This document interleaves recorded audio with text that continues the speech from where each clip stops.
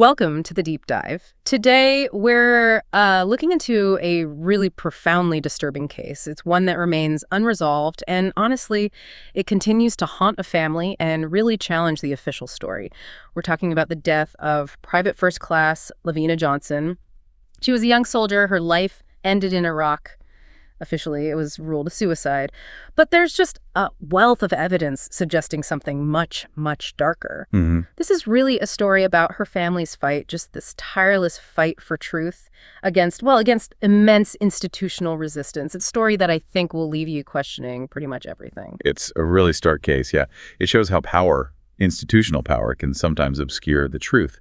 And it highlights how critical it is to scrutinize official narratives, especially when the facts just don't seem to line up. The crucial evidence is often hidden in those small details. Exactly. So let's start with LaVena herself. Let's paint a picture. She was an honor roll student from Missouri, bright, ambitious, had these big dreams, wanted to go to college out in California, maybe work in the movie industry eventually. Right. And she decided, following in her father's footsteps, he was a retired veteran, she decided in 2005 to join the Army. For her, it wasn't about burdening her family or anything. It was an initiative, use the Army to pay for her education. A practical step towards her goals. Right.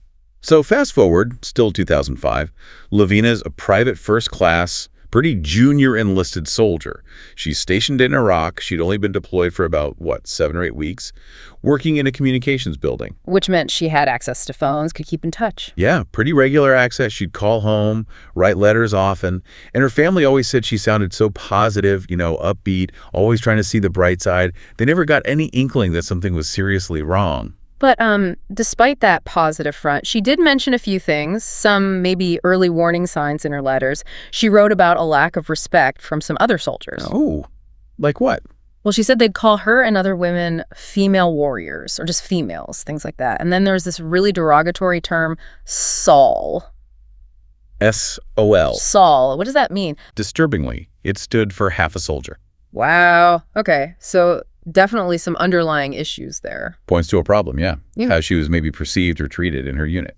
So fast forward to July 14th, 2005. LaVena makes her last known call home. She is talking to her dad, describing her day. She's locking up the communications building, normal routine.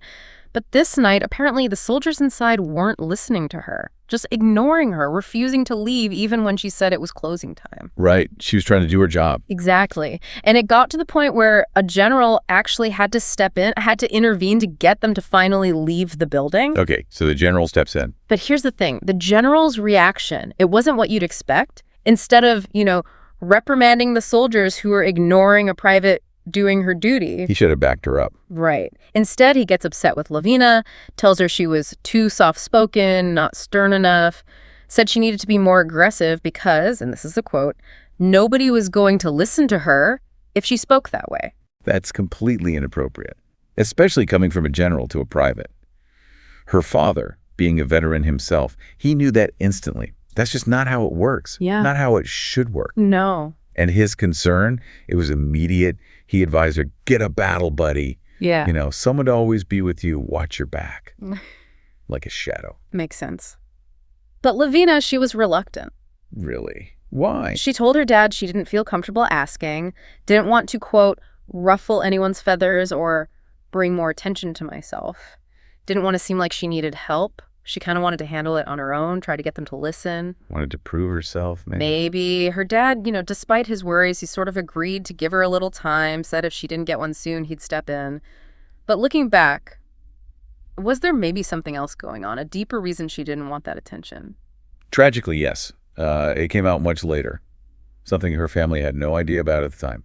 LaVena had recently been sexually assaulted, and she was being treated for an STD because of it. Oh my God, they didn't know. No. Completely unknown to them. And it's heavily speculated that this was the real reason she wanted to, lay low, avoid causing more issues, maybe fearing she'd be blamed or not taken seriously if she reported anything else. That just adds another layer of tragedy. It does. And the records, the military records are unclear on whether that assault was fully reported or if the person responsible faced any consequences at all. It's just blank. Unbelievable. So just 3 days after that last call home, A call where she was excited, telling them she might be home early for Christmas. Don't decorate the tree without me. Oh, heartbreaking. Yeah. 3 days later, the Johnson family gets that knock on the door. A soldier's there, and he delivers the news. LaVena Johnson had died. It's just like that. Complete shock. LaVena wasn't in combat, right? She was in a comms building, supposedly a safe place. How could she be dead? They just couldn't understand it. Demanded answers. And right there, at the very beginning, the first major red flag appears. The soldier delivering the news. Yeah. He apparently accidentally slipped, said LaVena took her own life. Then he immediately tried to backtrack, called it word vomit, insisted he didn't mean suicide, that they didn't know how she died yet. Wow. But for the family, that slip, it planted the first seed of profound doubt instantly. I can only imagine. So the very next day, the Army calls, gives them the official explanation over the phone. They tell her parents, LaVena worked a normal day, left her office around 4 or 5 p.m. Then she was found in a contractor's room, lying on her back, wearing her PT sweats in a pool of blood. Her arm was covering her face. And the scene they described, well, it included a pile of burned papers to her right, a green cot to her left, and an M16 rifle on the other side of the cot. Wait, on the other side? Exactly, which immediately brings up a huge question, right? Yeah. If she supposedly used the M16 on herself, how did the rifle end up way over there on the opposite side of the cot? It doesn't make any sense. Physically. Not logically, no. Not for a self-inflicted wound. Yep. So before they send LaVena's body home, the Army does an autopsy. And based on their narrative, they quickly rule it a suicide. The official story they settled on was LaVena was upset about her boyfriend. They'd been together maybe 6 months. She lit his notes on fire. Then she put the M16 rifle in her mouth and shot herself. That was their conclusion. Okay. Case closed, essentially. And they recommended a closed casket, said the damage from an M16 would be too severe. Which, in theory, sounds plausible given the weapon. But the parents, already deeply suspicious, remember the soldiers slip up, the gun's position. They refused. They went against the recommendation. They insisted on an open casket, and what they saw, well, it fueled their fight for more than a decade. Her father, specifically. When he saw her, the discoveries were just horrific, and they completely contradicted the Army's story. What did he see? First, her face. Contrary to what you'd expect from an M16. It was in, quote, pristine condition. Oh, wow. Mostly. But her nose looked like it had been broken and then maybe popped back into place. And there were lots of small cuts, bruises around her face, her lips, her teeth were loose, like she'd been punched. Hard. Punched, not shot in the face. Exactly. Yeah. And the only gunshot wound they could see, it was a small hole on the left side of her head. Okay, hold on. A small hole. From an M16 rifle? An M16 is huge. It's almost as tall as LaVena was. She was only about 5'1". Yeah. The damage should be devastating. Massive. Not a small hole. And she was right-handed, wasn't she? Right-handed, yes. But the wound was on the left side of her head. And they said she put the gun in her mouth. That was the official story. Put it in her mouth. But the wound is on the side of her head. None of this adds up. Not even close. Her father, remember, he's a veteran. He's familiar with M16s and the wounds they cause. He looked at that small hole and immediately recognized it. He said it looked like a 9mm bullet wound. Yeah. Not an M16. A 9mm. Was there any mention of a 9mm pistol in the official report? Absolutely none. Zero mention, which is a massive omission if that's what caused the wound. And there was something else, something really bizarre they noticed during that viewing. Yeah, this is incredibly disturbing. Her gloves, they were glued onto her hands. Glued. The funeral director even confirmed that's just not a thing. It's not standard practice at all. Why would anyone do that? Well, the immediate thought, the speculation was horrific. Was it done to stop them collecting DNA evidence from under her fingernails, perhaps? Evidence of a struggle? Or maybe to hide other injuries on her hands themselves? And was there gunpowder residue on her hands if she supposedly fired an M16? No, that was another key finding. No gunpowder residue on her hands at all. Which, again, completely debunks the idea she fired that rifle herself. So the family sees all this, the impossible wound, the broken nose, loose teeth, the glued gloves, no residue. They knew. They knew it was a cover-up. Had to be. And things were missing from the standard procedure, too. Critical things. No rape kit was performed, despite the circumstances. No testing under her fingernails. Basic forensic steps in a potential homicide just weren't done. So they realized they weren't going to get answers from the Army. Clearly not. The Army wasn't budging from the suicide ruling. So the family did the only thing they could. They hired their own criminal investigator. Taking on the United States Army, that's a huge battle. Immense. But they were determined. After a lot of pushing, persistence, they finally got some documents, including some crime scene images. Okay, finally some evidence. Well, sort of. The images they got were described as the worst and lowest quality. Black and white, Xeroxed copies, really grainy. You could barely make anything out. Deliberately obscured. It certainly looked that way. But even on those terrible images, they could confirm one thing.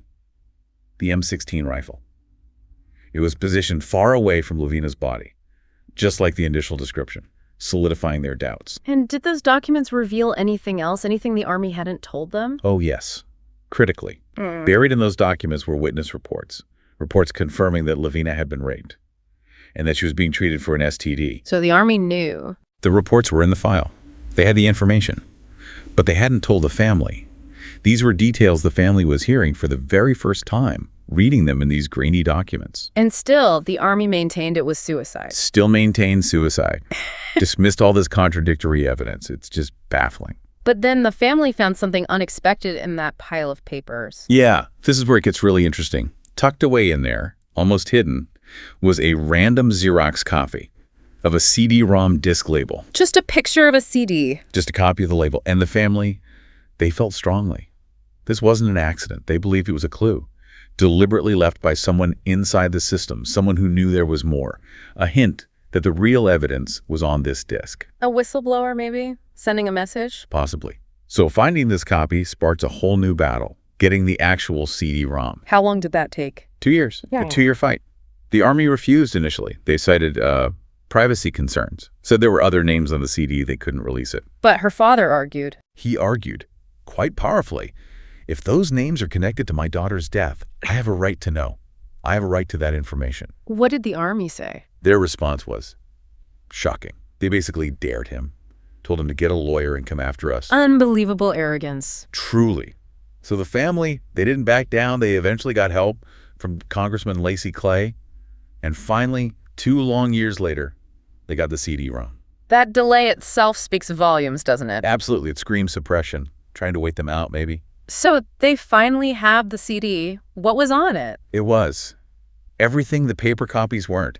It held the original high-quality color photographs of the crime scene, of LaVena's body, laid out before the autopsy and after. Real evidence. The real, undeniable evidence. These images provided, as the family said, hardcore proof that she did not commit suicide. The pictures told a horrifying story. What did they show? What could they see now in clear color? It was brutal. Extensive bruising cuts all over her face. Clear signs she'd been struck, probably by a blunt object. Her elbow was dislocated. Dislocated elbow. Yeah. And her backside. It was covered in mud, dirt, debris, clearly indicating she'd been dragged. Dragged across the floor. Dragged? Photos even showed blood outside the tent where she was found, meaning the assault likely started elsewhere. Were there burn marks? They mentioned burn papers earlier? Yes. Visible burn marks on her hand and on her back, as if someone had tried, unsuccessfully perhaps, to set her body on fire. Oh, God. And severe bruising on her stomach, consistent with being beaten, kicked while she was already down on the floor. It painted a picture of a violent struggle, an assault. It's just nightmare fuel.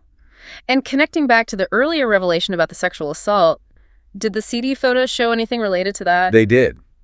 And this is perhaps the most unspeakable part, the most horrifying discovery, was that acid. Chemical burns. Acid had been poured into her lower regions, her genitals. Acid, why? It's believed to be a clear, calculated, chilling attempt to destroy DNA evidence, any evidence of the sexual assault. To literally burn away the proof. Exactly. And when you combine that detail with all the other injuries, the beating, the dragging, the broken nose, the dislocated elbow, the non-M16 gunshot wound, the Army suicide story isn't just questionable. It becomes utterly, demonstrably absurd. Impossible to reconcile with the physical evidence. It seems impossible, but you said earlier there was even more. Things omitted from the original autopsy report that the CD revealed. Yes. Horrifying omissions. Yeah. The CD-ROM photos and likely associated detailed reports revealed that LaVena's tongue, her anus, and part of her vagina had been cut out, surgically excised. Cut out? Why on earth? The theory, and it's a specific one tied to military field medicine, involves a material called woundstat. Woundstat? It's used in the field sometimes to stop severe bleeding. It works by hardening inside a wound, like a very aggressive clotting agent. But the problem is, once it hardens, you can't just pull it out. To remove wound stat, you often need surgical excision. You have to cut out the tissue it's embedded in. So the thinking is, wound stat might have been placed in those areas. yeah, Maybe to stop bleeding initially, or perhaps deliberately to cover evidence within those areas, and then to remove the wound stat later, possibly before the official autopsy or examination, those organs or parts of them were cut out, excised. another layer of covering up the truth, obscuring what really happened. A truly gruesome and calculated effort to ensure no evidence remained. So you have this mountain, this Everest of evidence, photographic proof of beating, dragging, burning attempts, a non-M16 wound, evidence destruction with acid, missing organs, and despite all of this, the U.S. Army's position remains unchanged. Unbelievably, yes. Right. Consistently refused to reopen the case. They maintained their original ruling. Suicide. No foul play. They just seem to want this entire horrific incident to just go away. Which brings up that crucial question, why? What benefit does the military possibly gain from covering up something so horrific? It certainly doesn't make them look good when details like this eventually surface. That's the million-dollar question, isn't it? It speaks to perhaps a deeply ingrained culture of self-preservation. Protecting the institution, or maybe protecting specific individuals within it, becomes paramount, outweighing truth, justice, accountability. The military's internal justice system often faces criticism, for prioritizing optics, for closing ranks, rather than seeking true justice, especially in cases involving sexual assault or misconduct. LaVena's case seems like a prime tragic example of that system failing catastrophically. So the Johnson family, they've literally done everything possible, fought the entire U.S. government machine for answers about what happened to their daughter. As far as we know, based on the last available information, that fight continues. The government just seems to want it to fade away. We can only hope they found some measure of peace somehow amid all this. It's hard to imagine peace under these circumstances. LaVena Johnson.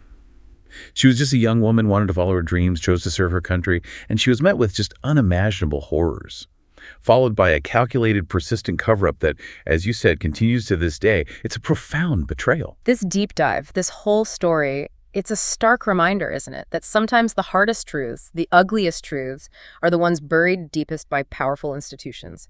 And it forces you to ask, how many other stories like LaVena's might be out there, untold, obscured by the official narrative? What stands out most to you about this incredible, heartbreaking injustice?